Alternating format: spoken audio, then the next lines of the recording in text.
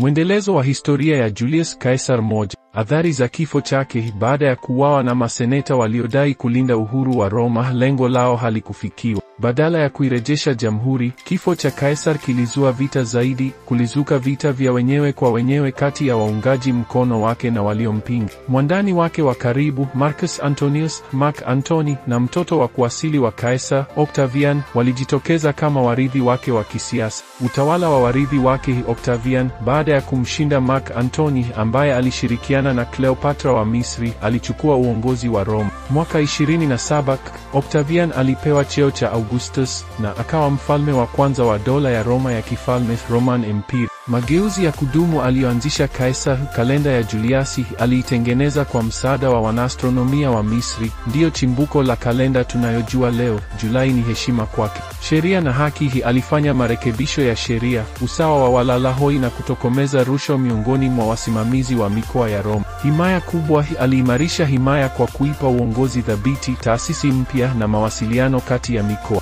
Mchango wake kwa siasa na kijeshi. Julius Caesar alikuwa na uwezo mkubwa wa ujanja wa kisiasa, akitumia upendeleo, zawadi na propaganda kuungwa mkono. Kama jenerali alikuwa na nidhamu kali, ujuzi wa kupangilia vita na uwezo wa kuwapa matumaini wanajeshi wake hata katika hatari. Uhusiano na Cleopatra. Alipokuwa Misri, Julius Caesar aliingia kwenye uhusiano wa kimapenzi na Cleopatra malkia wa Misri. Walizaa mtoto aliyeitwa Caesarion Ptolemaic ambaye alidaiwa kuwa mrithi wa Caesar, lakini baadaye aliuawa na Octavian. Urithi katika utamaduni. Caesar anaendelea kuwa mhusika maarufu katika fasihi, hasa katika tamthilia ya William Shakespeare A Julius Caesar, inayojulikana kwa mstari maarufu Et tu, Brute?